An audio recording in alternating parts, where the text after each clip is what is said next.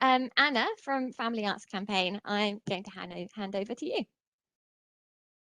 Thank you, Abby. Hi, everyone. So my name is Anna Diva, and I'm the head of the Family Arts Campaign.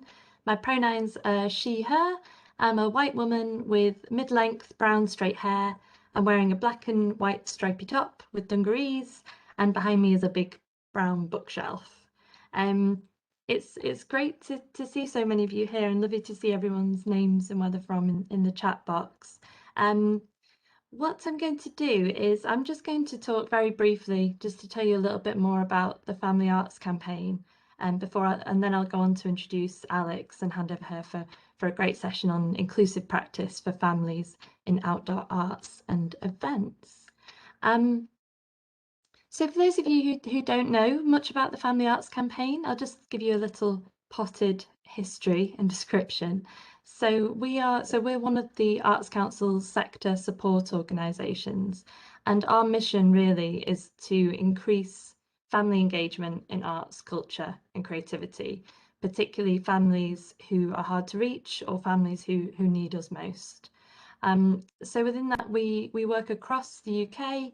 We are cross sector in what we do, and we're trying to do three things really for families. We're trying to increase the amount and the range of quality artistic content and work available for families, and we're also trying to improve that quality of experience for family members of all different ages. Um, and also, lastly, we're trying to try and find ways to help cultural providers reach more families, to help you reach more and more diverse families as well, which I know has obviously been a big challenge in the past year. For ourselves, we're quite a small team. There's myself and two other colleagues who work with the campaign, but we actually represent a much wider consortium of national partners who help us with our strategy and make sure that we're trying to reach as many families as possible. So I'm just going to run through some things that might be useful if anyone is interested about improving their family provision in general. So you could sign up to, if you haven't already, to the Family Arts Standards or the Age Friendly Standards. And these essentially are two kite marks or pledges that you can publicly demonstrate as an organisation to tell people that you're a welcoming, accessible and friendly organisation. If you sign up, it's completely free to do so, and you'll receive basically a whole set of best practice guidelines from communication to programming to welcome and training about what is going to create the best environment for both families and also older generations with the age-friendly standards when we're thinking about not just young children, but obviously parents, carers, grandparents, and we also offer some very specific provision advice for working with older people. So I'm just going to share some of the things that you can do. So we provide lots of opportunities like this to learn, to share, to connect with other organisations. So we offer throughout the year a range of online training. So we offer webinars. We're also going to launch a conference later this year. So if you go on our website, which is familyarts.org.uk, you can look at all the previous recordings of webinars that we've done, and we've offered I think about 6 webinars this year focused on specifically things relating to COVID. So we have some advice on creating packs and resources for families in need. We have some support on providing accessible digital experiences for families, research, things like that. So do check that out. And also on the website, there's lots of case studies, resources and things to help you out. And also, and I'll pop some notes in the chat box so everyone has this as well. But we have a Twitter, Facebook, and also a LinkedIn account for you to connect and ask questions as well. They're really good forums to pose some challenges and get some advice from other like-minded organisations. And also, if you haven't done already, sign up for our newsletter. It's free and it gives you lots of good stuff and updates on what's going on and what's coming up. Something exciting that we've got going on at the moment is we've launched our Fantastic for Families awards. So these run every year, and this year it's looking going to celebrate all the great work that happened during the pandemic, because obviously it's an incredibly challenging year, but I think there's so much to be celebrated in terms of the creativity and the resilience that the cultural sector has shown. So we really want to celebrate some of that and pick out some of the great work that did happen for amidst a whole lot of challenges. So we have 3 different awards that you can apply for. You can apply for if you want to talk about an activity that you've run as an organisation for families. If you want to celebrate something that you've done to reach particularly older people in terms of an age-friendly outreach.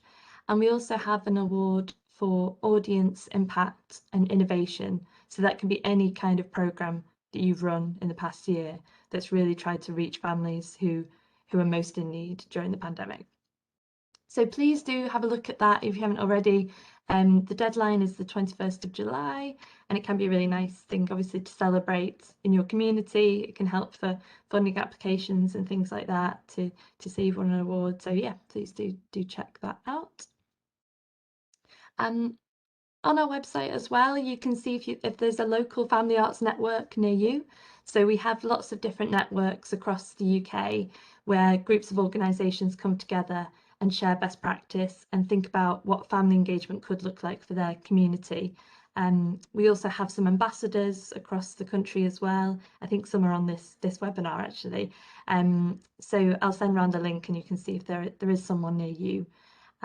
If there's not, we also offer help and support if you wanted to set up your own network, which might be useful for you. And finally, I'm just going to talk about the Fantastic for Families. So this is our site that is all directed at families. It's our public facing site really. And what it is essentially is a really good marketing tool to help you host your events and to reach more families. So I'll put the website in the chat box, but if you go on here, you can add your events, your family resources or activities or worksheets, recordings, whatever really for families, and we'll do all we can to reach to get that event to as many families as possible. So it's really easy. You can just go on the website and sign yourselves up, add your events, and then we will help feature your events in our weekly Facebook marketing campaigns. We've also got a newsletter that goes out specifically for families.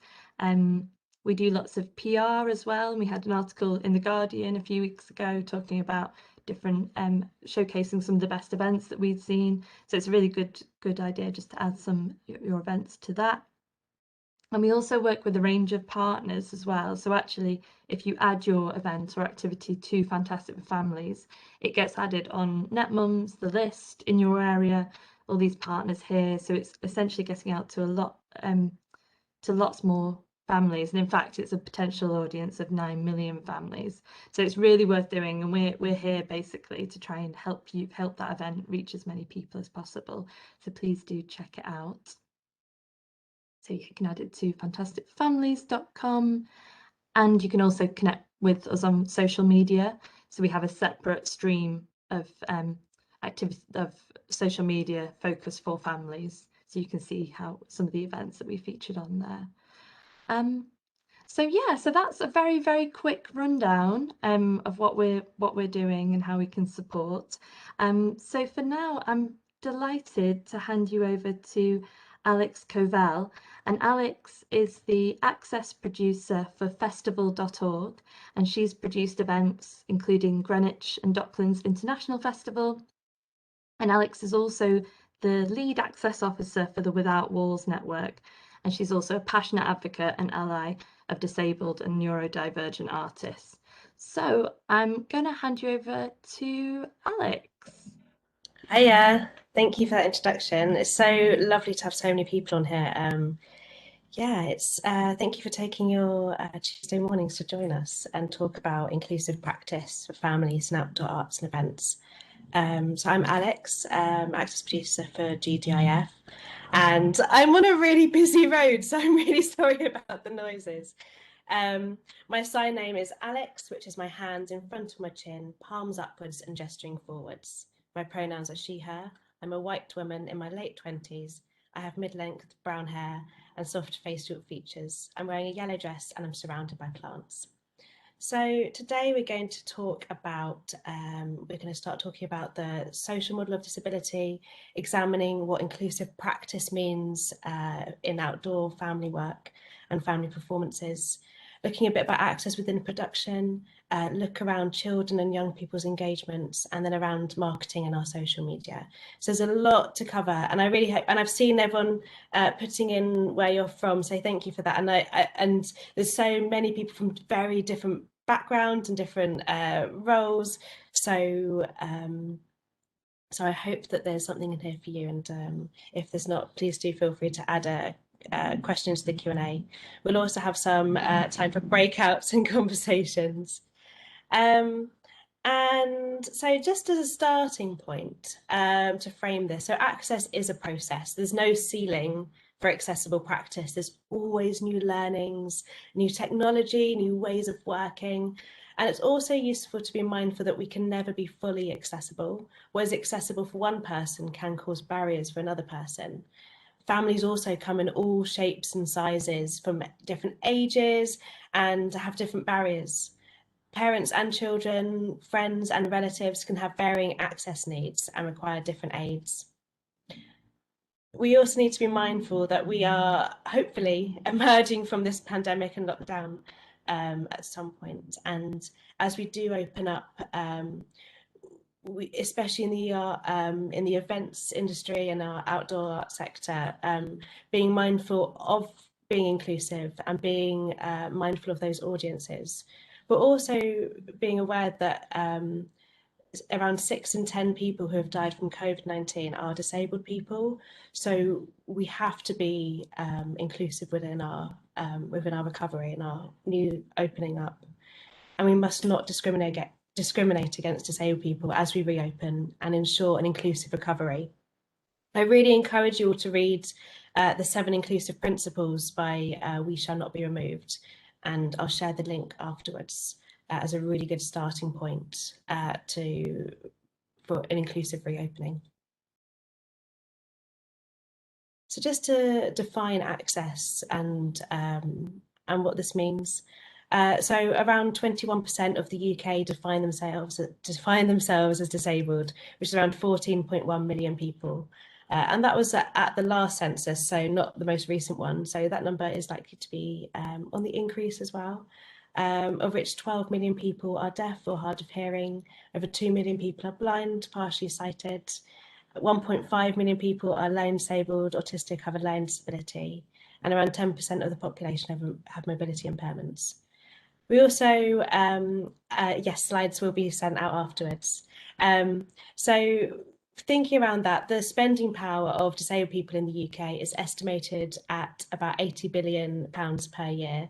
So if you're, if maybe within your company you're struggling to make budgets work for your accessibility, then maybe put that towards someone who has those the finances, and you can look, we're accessing this money. But also you should be looking at the Equality Act 2010. Disability is a protected characteristic of that Equality Act, which means it is unlawful to discriminate, harass or victimise someone because of this characteristic.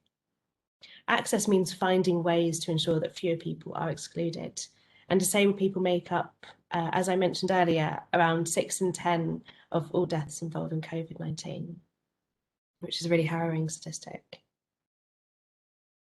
So a good place to start from is the social model of disability. And I'm sure a few people have heard of this if you've come to one of my talks before, or have worked in access and inclusive practice. But I think this is one of those real standpoints that I'd love for you to take away from this session. So Mike Oliver states that whilst people may have health conditions or impairments, they are disabled by systemic barriers, derogatory attitudes and social exclusion. The social model was created in response to the medical and charity models of disability and by disabled academics in the 1970s to shift the onus onto society to make adaptations, and opposes the notion that the individual needs to change themselves. So when we're looking at the social model of disability, you can break it down into, especially in our art sector, these three elements: environmental, so looking at the lack of ramps, easy to read information or lifts; attitude, so prejudices, assumptions that people make, stereotypes and hate crimes; and then organisational, so those inflexible practices, policies and procedures. If we look at this image of a sporting game, so we see that we're at a American baseball game, all rounders it looks kind of like, and we have three people standing behind a wall, each of varying height. The equality image has those three people on an equally sized box, which means that the tall person is easily able to see over, the middle-sized height person is reaching over, and our short person is unable to access that game. The equity version is where everyone is, so the tall person is standing on the floor, the middle-sized person has one box, and the shorter person has two boxes, and everyone is able to see the game. But what we need to think about with the social model is that liberation. We're looking at what is that barrier, and we're removing that. Rather than changing the person or putting the onus onto that person, we are looking at what is the barrier and seeing how we can remove it. And look, everyone is so much happier in that image. So when we're thinking around arts practice and our social model in action, we're thinking around, first of all, what accessibility is built in. So maybe you're a producer in an outdoor arts festival, maybe you're an artist, you're creating work, maybe you're a marketing manager, marketing officer.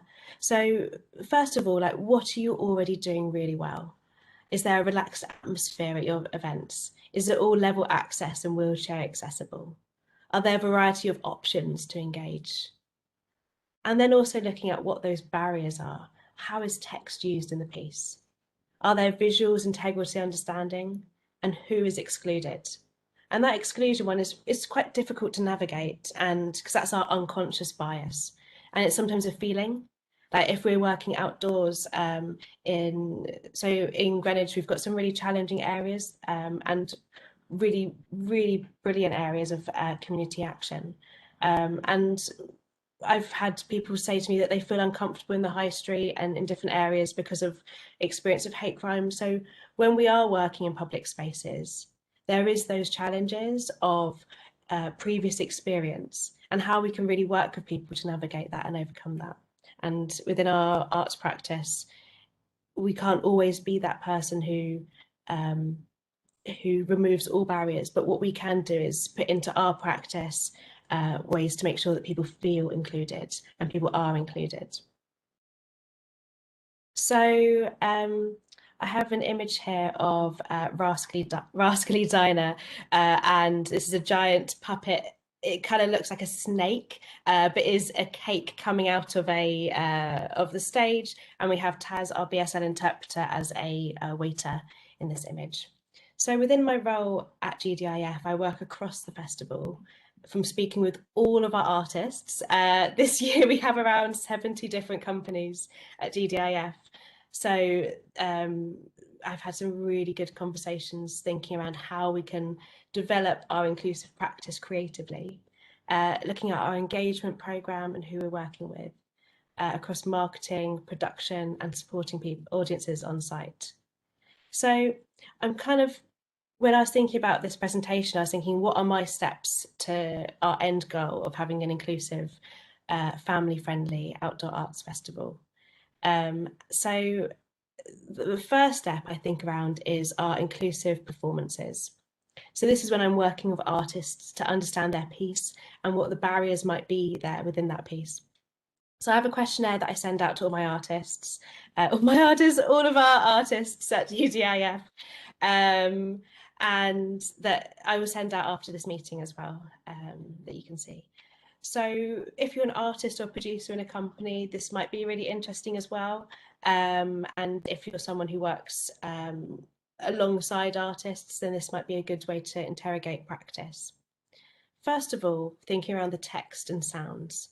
So how do you use text within the piece, whether that's written or whether that's out loud? And how can you use BSL, British Sign Language, captions, large print, responding to those sounds, thinking about how do those sounds connect with the visuals? How are they working within the piece? Then those visuals, thinking around the scenery, the costume, the props. How do you describe those visuals? Are the visuals really integral to the piece? Last year, we worked on a show that was developed from an audio play. So the visuals, although were really valuable within the piece, the play could really be understood from just the spoken word. And that was really useful to know, because we just did a pre-show audio description that was available via QR codes to listen to in advance, and that really worked. Then thinking around your content. Are you considering unconscious bias? Are you representing ableist stereotypes, tropes, or inspiration porn? Is the idea inclusive? Is it relatable? Is it non-disabled centered content if you've got a disabled person within the performance? Are you othering a group or creating false binaries? And then thinking around kind of intersectionality within your practice. And then with the narrative, how are you considering your narrative? If you're using a topic of, for example, mental health, it should be grounded in that lived experience and be sensitive of that subject matter. And then with the language, are you using social model language if you're discussing disability? And being really mindful of that body normativity bias. For example, one show had a line say, I'm just a human with 2 arms and 2 legs. That creating that body normativity is thinking around, is that what makes a human? Kind of questioning your language, questioning what your content is and that narrative. So I was really lucky to, we're going to use this in a breakout room, so feel free to take a screenshot right now, because we're going to go into breakout rooms soon and you may want to use this.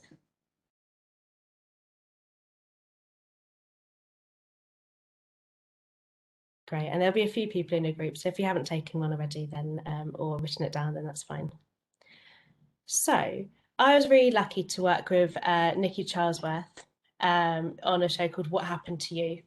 And in this image on my screen, you've got 4 performers and 3 puppets in an outdoor arts festival in front of a clothes box that has the Society for Really Needy Children with really needy crossed out in chalk.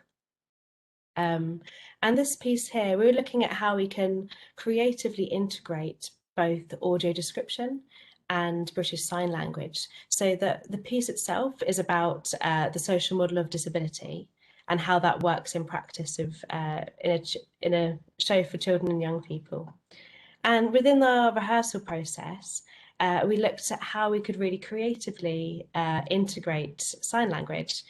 So we have Mia, who is our actress on the second to the left, and she is a deaf performer, and we fully integrated her within the performance itself as a character, as a puppeteer, and as an interpreter for the piece. And therefore, we were able to playfully integrate sign language within this. We also have audio description over the top of the piece, over speakers, and the puppets play with that audio description as who has that ownership of describing themselves, which is really interesting. I encourage you to come and experience What Happened to You at GDIF this summer. I'll send out links and dates afterwards. So when we're thinking around integrating accessibility, there's here's kind of a set list of things that you might want to start thinking around, as well as the when you're looking at your way of working. So thinking around British Sign Language interpretation and how you really integrate that. So rather than just having an interpreter at the side of the stage, how can that person be integrated within the piece? Previously we had the Rascally Diner, how we integrated Taz, our sign language interpreter, who also worked alongside Daryl Jackson, who's a deaf consultant. So Taz is a waitress in the piece, and that is, you know, really important within the vibe because it's a diner and that works really well. So how does that costume work and how does that work in practice? And but you may want to think around captioning and how that works. So whether you can, if you're already using a screen within your piece, if you can have captions on that screen. If you've got, if it's an installation, having captions on video that people can access on their phones. Thinking about audio description and how that works best for your piece. Touch and familiarization. So before the performance, is there a moment to relax into the space, to have a touch tour, to understand the feelings and the values of each prop and costume and character? And then the construction level access, thinking around with outdoor arts, you may have audiences standing, you have audience sitting, you have audience sitting on the floor, you have audiences behind your set, you have audience in the 360, you have audiences from high above, people looking down from their flats. So you don't know where your audience is coming from. So making sure that people can access the piece and they're not obstructed by construction. If it's an immersive piece, thinking around the size of entrances. So I was working with Matthew Harrison, and he'd created this treasure trove and the moving into the space. So making sure that that was the right size for wheelchair user to access. And it was so simple and just it was just a few millimeters more, and it was perfect. And thinking around that kind of set and design, can you use high contrasting colours to support someone who's partially sighted? How is the design read? The use of objects to support the narrative? How is mime conveyed? Having it relax, so you're enabling your audience to relax within your space. With outdoor arts, people can come and go as they want often. So there is that additional relaxed atmosphere created. And how can you really enable that even more so people know that before they book and they arrive? And then around content and trigger warnings, making sure that if you, and especially in children's work, we shouldn't shy away from difficult subject matter, but making sure that that is clear and that people are aware of this before it happens.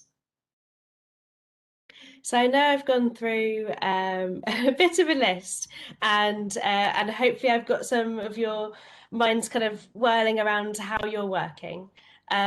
So we're going to go into breakout rooms of about 5 people. And in your groups, I'd like you to consider a project that you are either working on or have worked on or thinking about doing. And if you don't want to speak, I'm sure there'll be someone else in your group who have an idea. And think around what accessibility was already there. What were you already confident about? Then thinking about the barriers and what those barriers were. And then now that I've kind of gone through a few lists of different things, what would you change or fix now? What are some creative solutions could you develop? Just to let you know, after this breakout space, I will be going into more details around videos and so digital access, around installations and some kind of other work. So this is kind of a real opportunity to start and think about it. So even if you don't have the solutions now, that's totally okay, because hopefully we'll think about some other ideas afterwards. But this is a great opportunity to start connecting with people. Abby, are you okay to pop everyone into groups? Yeah, I'm ready to go. How long are they going in, sorry, for? Let's say 12 minutes so that we come back on 11:15. Okay, great. Great, thank you.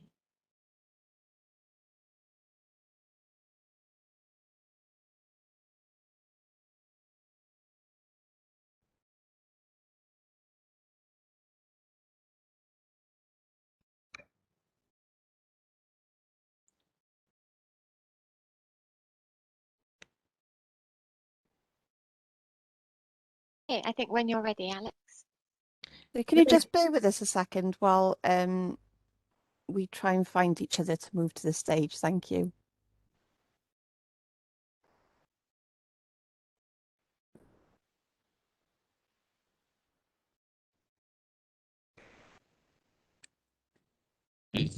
I hope you had some interesting conversations in your breakout space.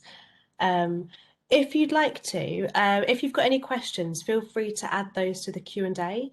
We'll have a break in a minute, so so feel free to add those questions in during that break. So thinking around kind of practice and for installations and different kind of work. So for where have I gone on my slide?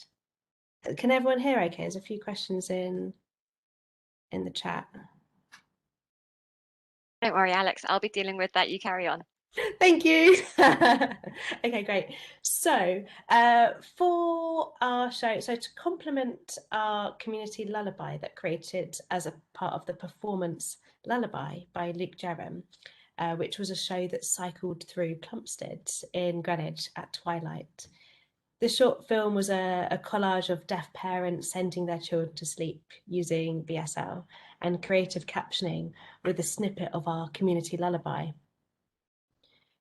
The lullaby was curated by Dan Jones and Guy Hughes, and it has been one of our most successful assets at GDIF, with a digital audience of around 60,000 across our platforms.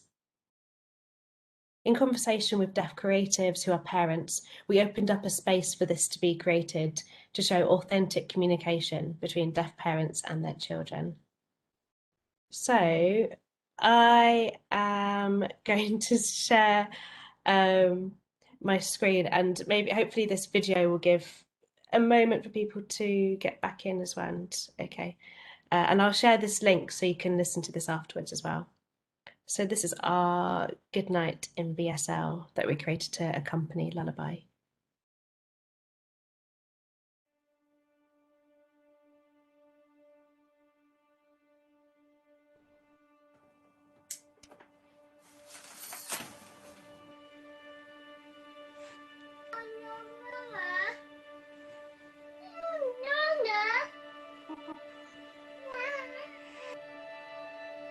Dans son manteau rouge et blanc,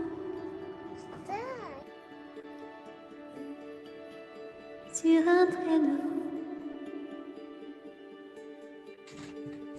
porté par le vent,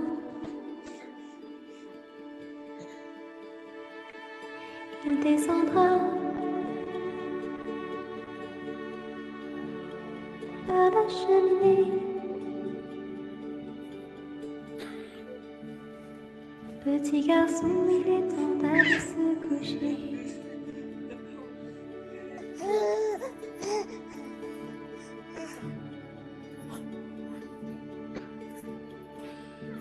Tes yeux se voilent,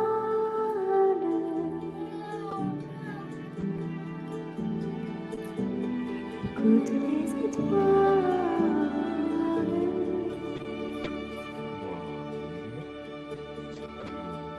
Tu t'écartes, reposé.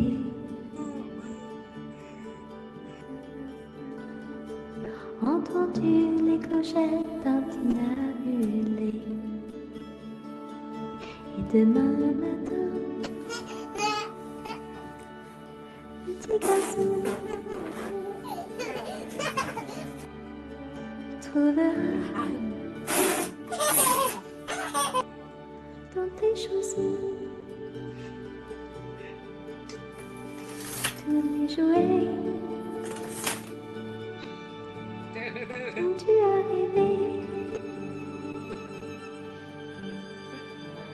Demain matin, petit garçon, trouveras dans tes chaussons tous les jouets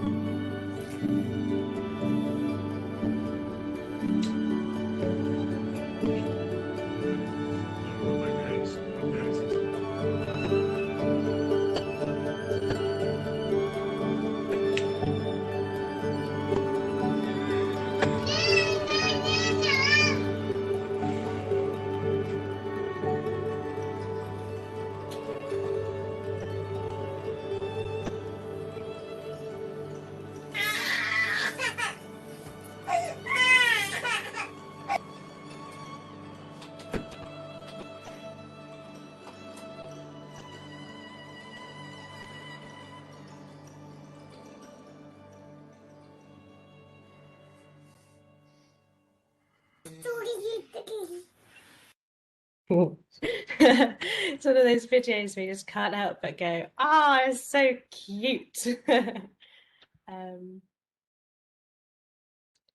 Yeah, who can help themselves but looking at, like, smiling when you're looking at cute babies. So one of the reasons why this was probably so successful was because it was so authentic, and when creating this video, it was important that we were working with deaf creatives, so deaf filmmakers, deaf parents, to create this from their perspective and as just as a saying goodnight. The whole point of this was about saying goodnight to your children, saying goodnight as we were cycling through Plumstead, and yeah, and I just think it really worked. So that's one of the values of making sure you're working within the disabled, deaf and disabled community, because it is that authentic response, and it does create something so beautiful and moving. So I'm just going to take a about a 10-minute break now. So we'll come back at 11:35. And in that time, feel free to put any comments or questions or feedback from your breakout groups into the chat, add any questions to the Q&A, and fix any tech issues if they're still going on. And when we come back, we will be talking around installations and how we've been working, how you can rework those, thinking about if it's a participatory piece, thinking about how we program artists and audience engagement, access on site, how we give information in an accessible way, and social media, and they'll be making some pledges. So still quite a bit to talk about. Great, so we'll come back at 35 past. Thank you, everyone.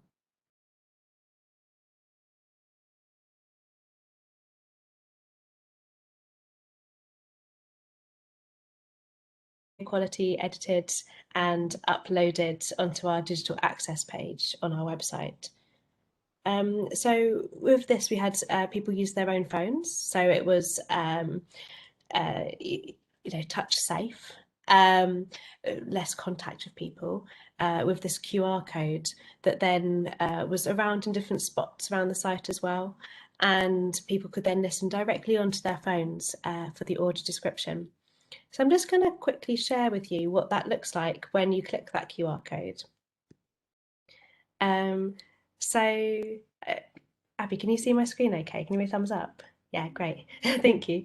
So, so that page there, when you click that QR code last year, that would lead you to this digital access page that you can find on our website. Feel free to have a look around after this session. And if you just go our access link and then digital content, it's just there. So we had digital content for many of our shows, and as an example, I'll show you Gaia, this piece in that image.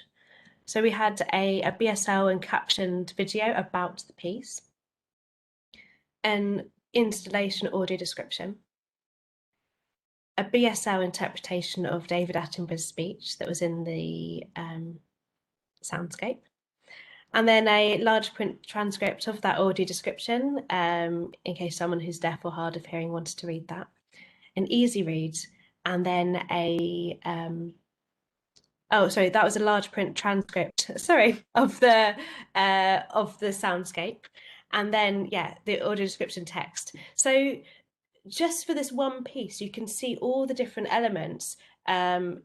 If you're so for this piece, it's already made, it's already created, and as a festival, we platform this show. And you may be in that position where you're doing that as well. But as a festival, we wanted to make sure that the piece was accessible and inclusive for more people. So we added on these access adaptions, which is something that you might consider doing. So this installation audio description is so beautiful to listen to. I really encourage you to listen to this after our session, and you can, and it really gives you kind of a director's cut into the piece as well as what the visuals are. And then this BSL interpretation is really useful to understand what the soundscape is creating, and then an easy read information for people to understand, for people with learning disabilities and autistic people to understand more the content of the piece. So that's kind of one way that you can think around kind of COVID safety. But then also it's quite fun because it's on your phone, you're able to engage in a different way. It's very self-led, and it's almost like a discovery of listening to these informations and seeing those videos. For those videos, the BSL videos, for Gaia and also for a show called Weavers of Woolwich, so check that one out. We chose to work with Remark, who are a deaf-led company and therefore employed deaf interpreters for more authentic communication. So wherever possible, we're employing deaf people to do the interpretation. Of course, we love our BSL interpreters, but in this case, we were able to have deaf interpreters because it's on video. And then thinking around, so this show, which was a few years ago, which is 2019, Bicycle Boy. And so in this one, we were able to create a wheelchair accessible hand bike to be part of the piece, because audiences were encouraged to ride the bikes and to take part in that way. So making sure that that was accessible for young audiences who are wheelchair users or want to use the hand cycle. So there's just another way of thinking about if you're thinking, oh, my show's inaccessible, we can't do this. There are creative ways. There are ways you can think about to develop your practice. As well as thinking about how we can change the piece, it's also really useful to make sure that you are programming deaf and disabled artists.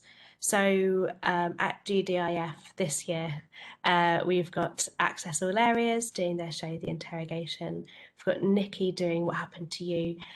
We've got Daryl, A Square World, and Stopgap.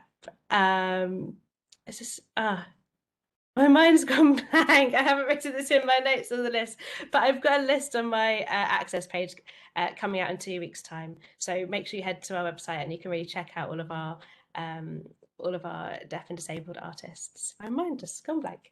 Okay, so thinking around audience engagement. So I'm going to show a film here of our audience engagement last year, which was called Weaving Together, and which was a series of workshops and engagement with young audiences. And so I'm just going to show you. Sorry, I'm not used to this platform either. Here we go.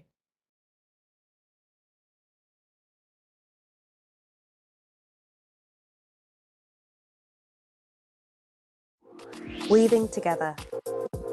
Togetherness has been more important than ever in these isolated times. During lockdown, we teamed up with GCDA to deliver arts activities and poetry in food parcels to those shielding. We worked with local artists and community groups on bespoke participation projects. I was working with the girls running workshops over Zoom to teach them how to weave. So they each made a small solidarity square and they wanted them to be displayed in a kind of heart to celebrate a coming together. It's really good, it's therapeutic. At a time when our face-to-face provision has been on hold, we're still running services online, but this is a really nice way for them to do something that feels like it still comes together. These led to installations and live performances across the 2020 festival. It has to be in the community so that the community can embrace it and take ownership.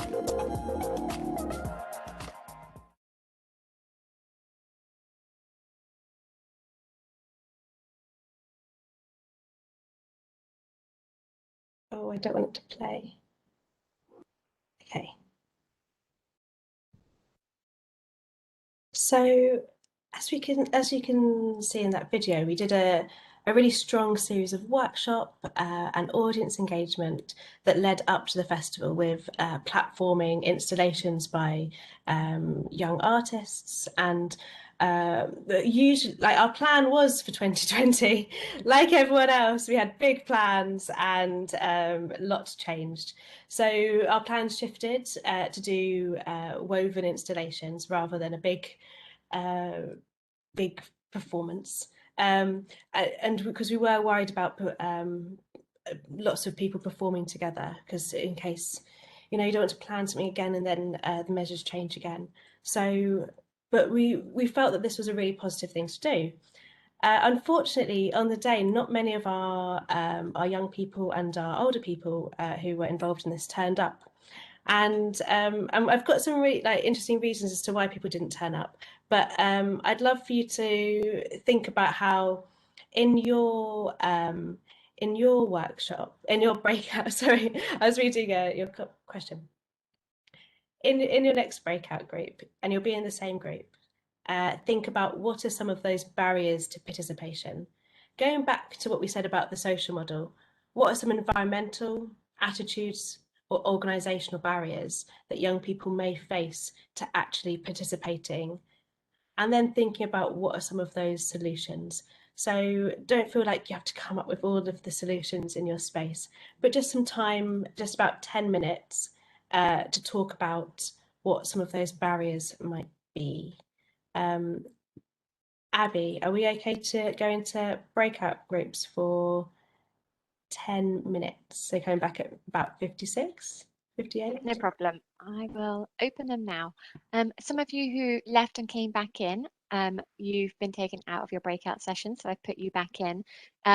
If you want to come out, if you're not in the right group and you want to come out and let me know what group you were in, I have sent you a private message, but you can do that. You can come out and I can pop you back into the right group. So just let me know.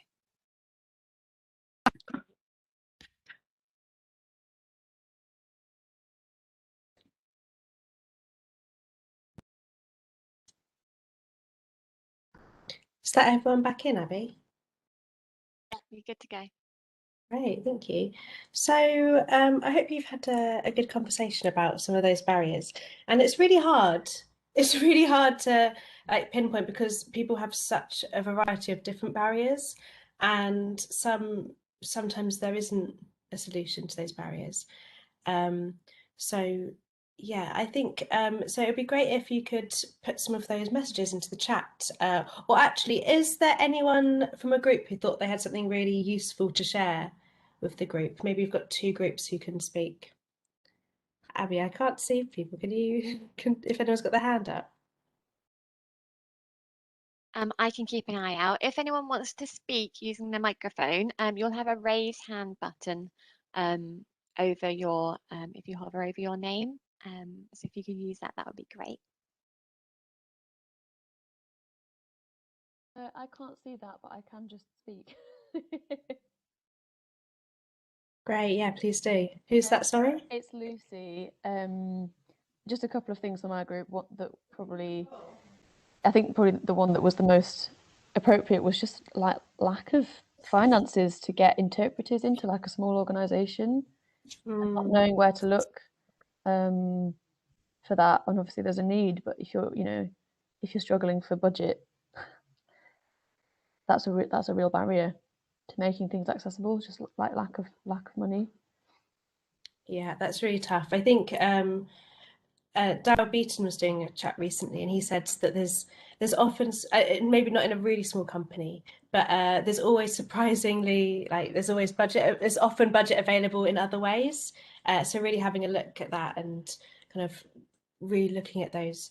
In terms of where to find interpreters, for performances, I really like using TheatreSign.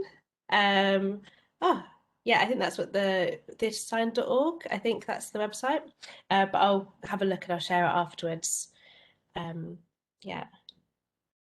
Has anyone else got any comments? Thank you, Lucy, by the way.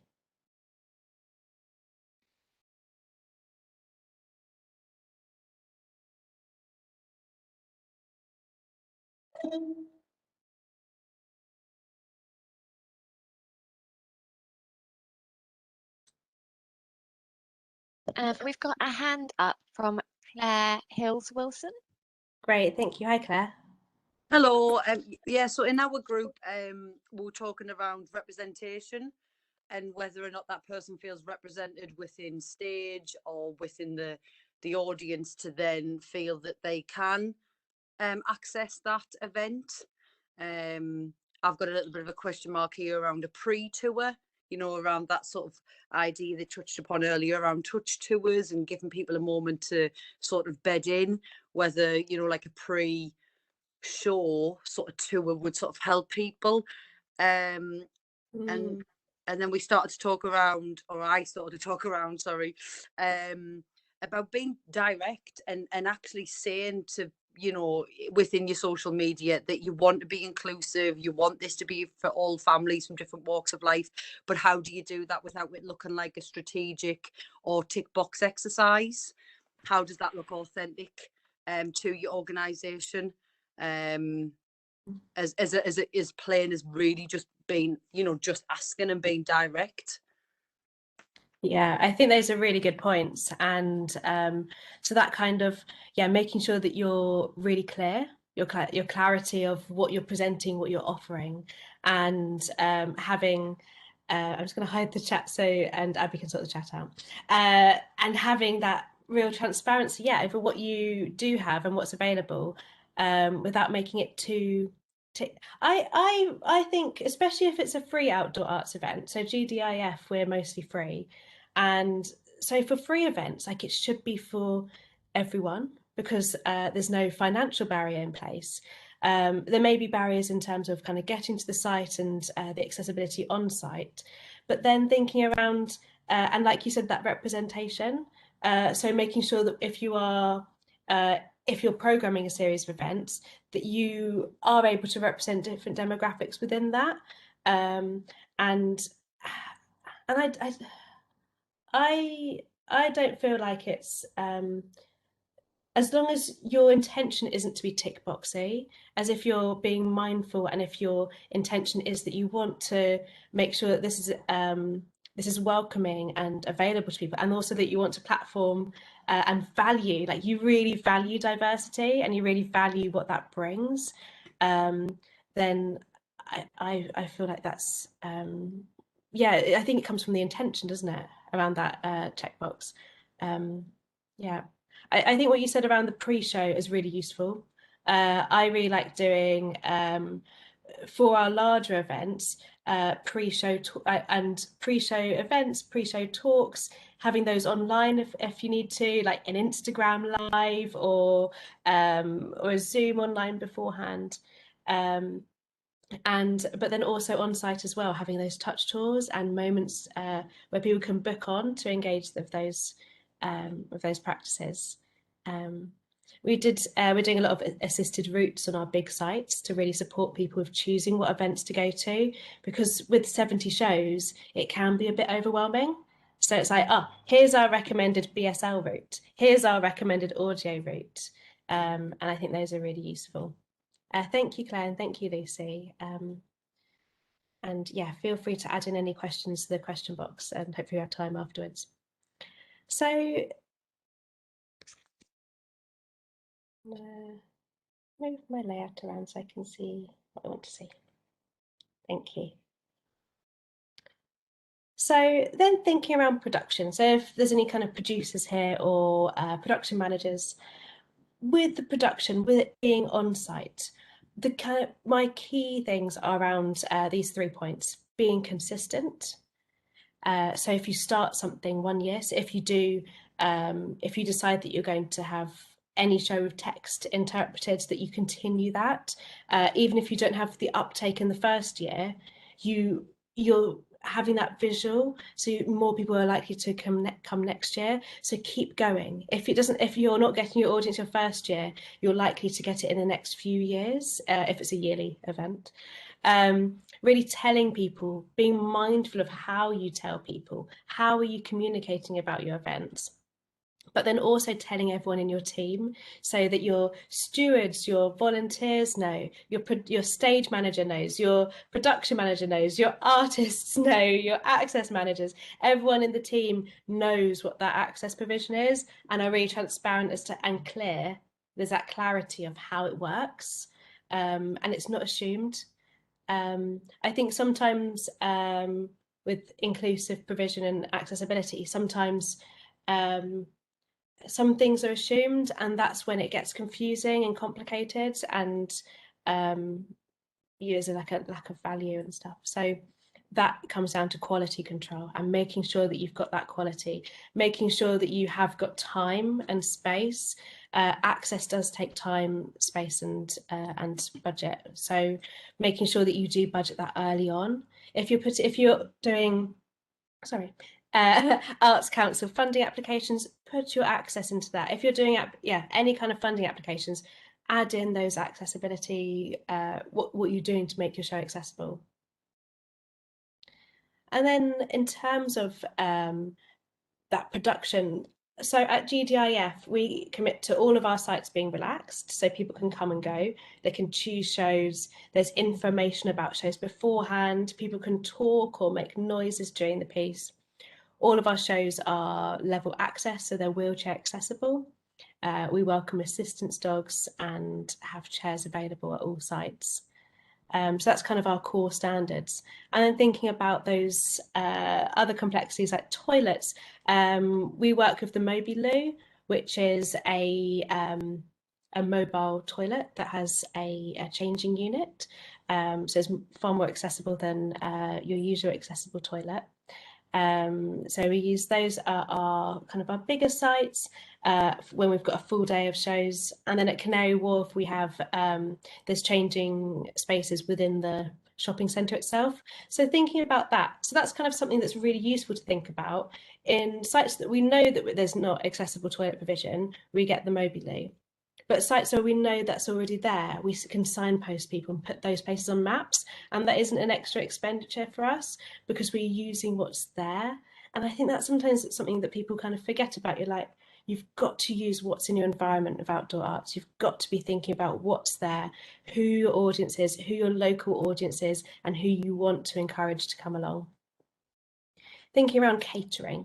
And I know this is kind of sometimes a complex thing, and maybe not everyone here is doing that catering, but having that lowered counter so that wheelchair users can access that, having those, having large print, making sure that your caterers know how they communicate with deaf, disabled, blind, partially sighted and deaf audiences. And thinking about respite areas, having quiet spaces for people to relax if it gets a bit noisy or busy in that festival environment, especially this year when people may get more anxious around coming to a festival. And then viewing areas. So I'll go back to our previous slide, and on the right, this is Motion House. I think we've got some Motion House people here today, actually. So piece, and we have a viewing area here to the side of the piece where audiences have chairs, and it's ped barriered off so that people could, so that that's a really clear space for access users to be able to view the performance. And for this year, I think that's even more important, so that people who want to have a little bit more space can have more space. And kind of being conscious about that. So for this show, we didn't need to have a raised viewing area. It could just be level, where some shows you may need to have it raised. So just being mindful of that. And then also being mindful of blue badge parking and your photo travel routes and maps, and how you're really sharing that site access across your marketing, so across your website, across your brochure, and how that's available, because this is really useful for all audiences. So as we mentioned earlier, we've got a huge population who are disabled, who have barriers to access pieces, and that's their whole family who may not be able to come and see your show. So making sure that you're really thinking about that. And then thinking around kind of marketing. So providing information in different formats really ensures you reach as many people as possible. The main formats that I use for GDIF, we have BSL interpretation, so we have videos explaining all of our events that are also audio described, so that's an audio flyer, audio and BSL flyer for the event. making sure that your brochure is in large print. That's something that's actually really easy to do. If you just, once you've made your brochure and you've given the copy to your, if you're having someone design it, if you've got a big budget, if you're having someone design that, making sure that you've got that text in a plain text document, and then you've done it. That's not an expense. Create an easy read or visual story. I've got information as to how exactly to do that on the Without Walls page, so I'll make sure to share that with you afterwards. But that means that someone with a learning disability or autistic person can really engage with the piece in a more meaningful way. I also have found these what to expect icons that we use across our brochure really useful, and I ask each of our artists to think about what our audience are to expect. So things like join in, is this a participatory piece? Our audience is encouraged to make some noise. Is it a promenade piece so that audiences know if they have to move around? Is it great for kids? Is it speech free? Is it a sensory spectacle?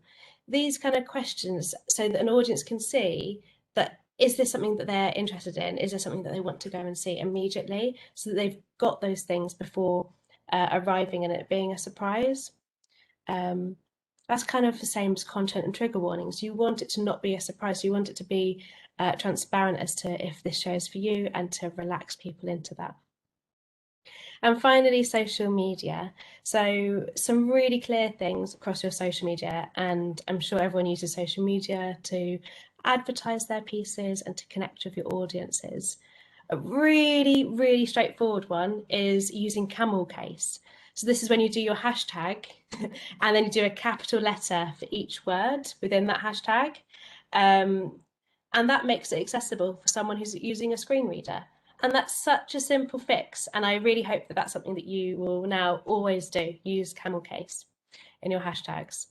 Having alt text on all of your visuals, and really knowing how to do that alt text in a way that works for your audience and is relevant for that image. I'll give you a link as to how to do meaningful alt text, because some people write huge amounts of alt text, which is really admirable, but actually with the screen reader in alt text, some screen readers can't exit out of those alt texts, so the screen reader has to read all of it. And if it's just like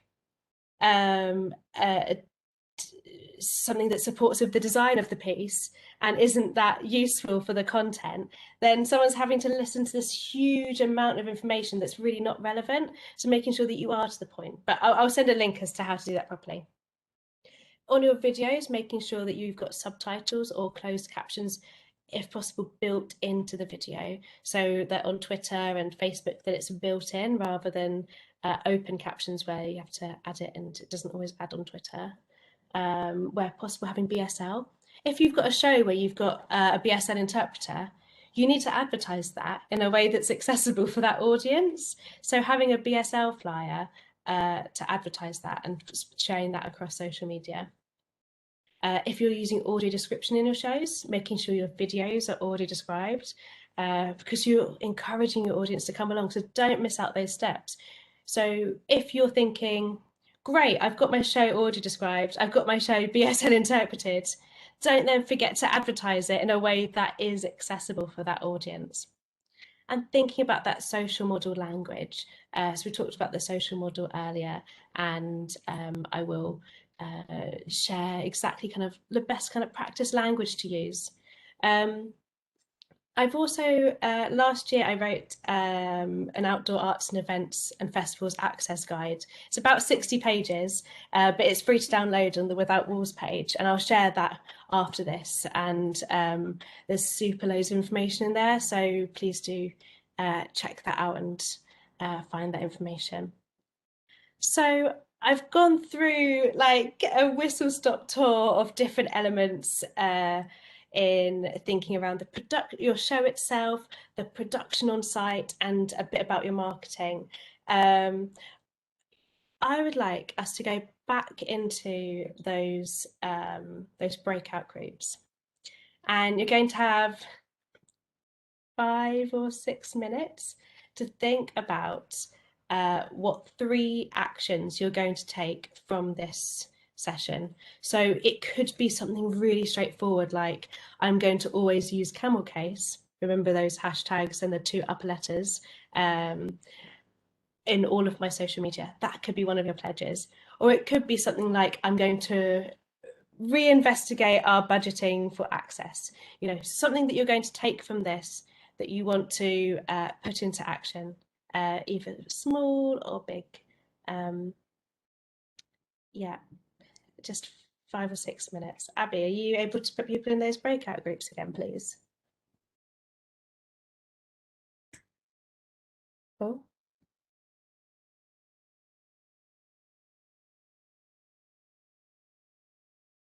Okay, so I'm hoping that maybe that was a moment for you to connect with everyone in your group and think about those 3 actions that you want to take.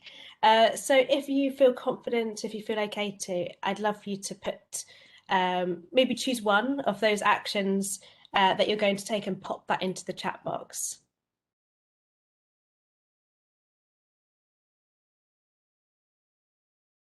Just a sentence.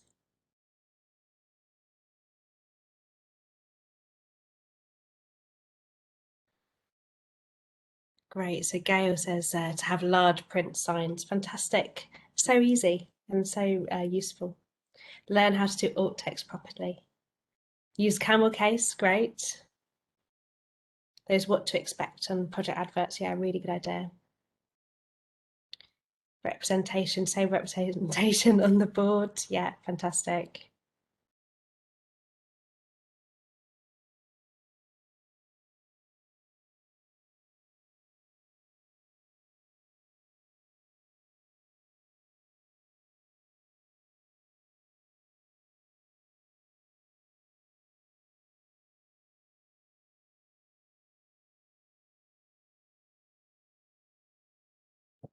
Some really nice ones here. That creative video of what to expect pre-show using children from post-16 special education school. That's really nice. Your son's school, oh, lovely.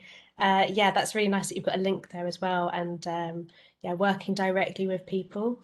I saw Birmingham Hippodrome, they created pre-show relaxed trailers that was so good. I'll send a link afterwards because they're working with local lone-disabled autistic adults to share relaxed information about their shows, and they're so good. They're really good. Great. So feel free to, if you haven't got one, if you've not got 3, have a look through that list and choose one. Great, thank you. So just to finish off, so some of the key things that I think about when thinking around inclusive practice is taking time to consider those barriers and find solutions from the very beginning. Really start and look at what those barriers are within your work and really think about how you can embed and find creative solutions.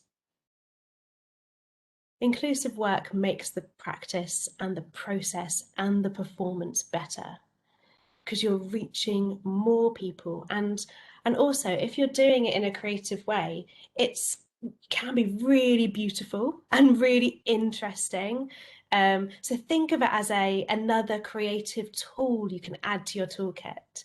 And something that you're like, oh, just like if you're thinking, oh, we're going to add some puppetry to our piece, we're going to add this. This is something creative. This is exciting. So be open, be positive to change and really critically think about how you can make that that better. And then, yeah, like me, enjoy it. Enjoy that value of inclusion and see your audiences grow and in diversity and yeah, with more people. Finally, my colleague Aaliyah, who's our engagement producer, has an opportunity for young people in Woolwich. So it wouldn't be go amiss for me to share an engagement activity. If anyone knows any young people in Woolwich between 16 and 19, I think. Please do take a quick screenshot of this, and if people can apply, that would be great. It's a really fantastic opportunity to do some poetry as part of our festival this year. And also, if anyone lives near Greenwich, in southeast London or southeast and can get to Greenwich easily, we'd love to have you volunteer or join our team.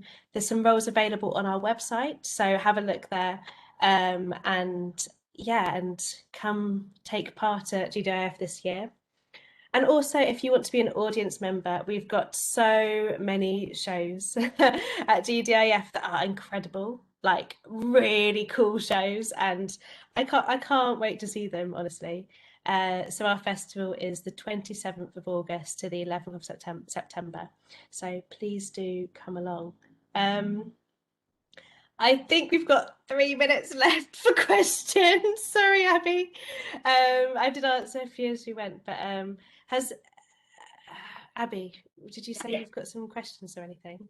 We've got a couple in the Q&A box, so we'll see how far we get. So question 1 is there an alternative to using people's own phones for those who don't have access? I'm assuming it's just having a look before you visit. So I think that's maybe on site when you have the access on their phones that they can look at. Yeah, those QR codes on site. Yeah, so last year we didn't. I'm looking to have some tablets maybe on site this year, or some spare phones.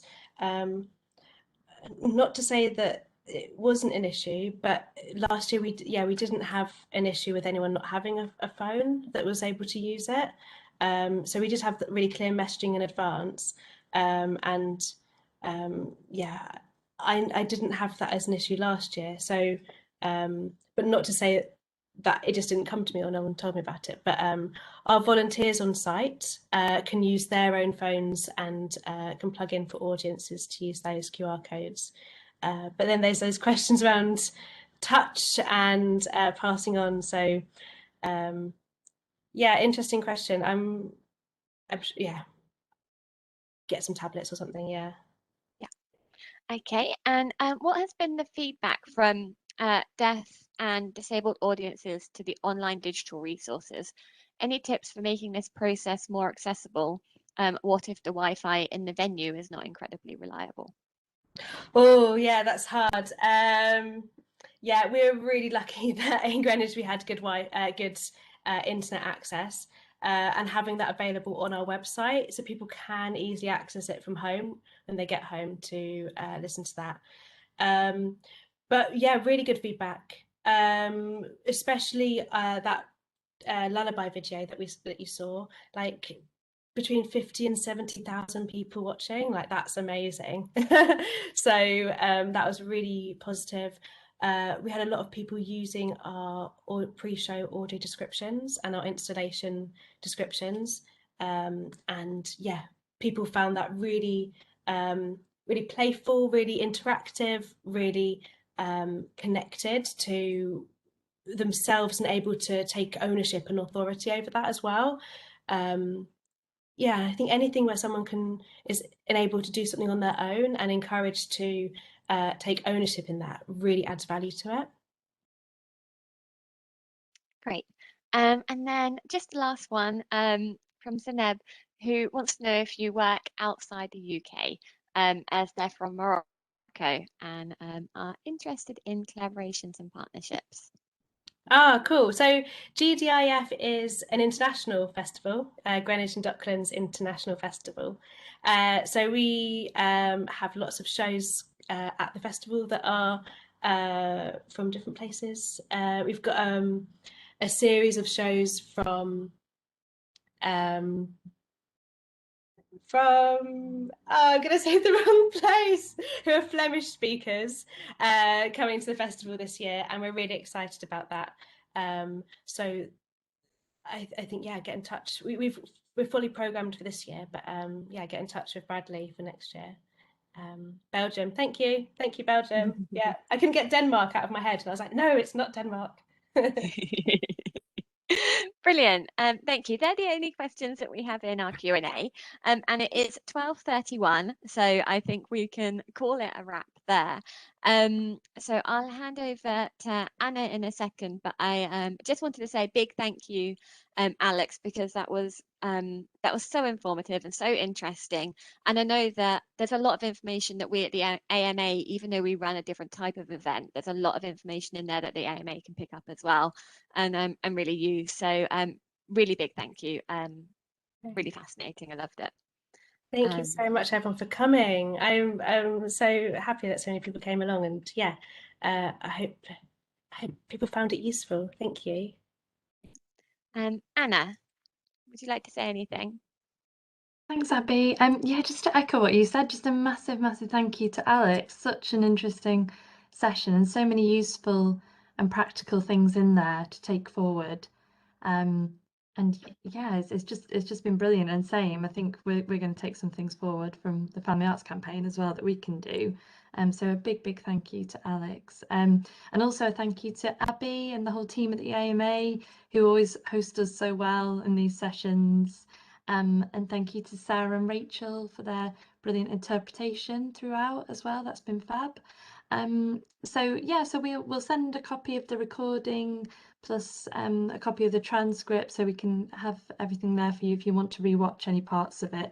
That'll be available on our website. And yeah, we'll just stay in touch with the campaign for more sessions like this in future. So thank you very much, everyone. Brilliant. Thank you. Thank you, everyone. Thank you for joining us this morning. Thank you. Thanks. Bye. Thanks. Bye. Bye.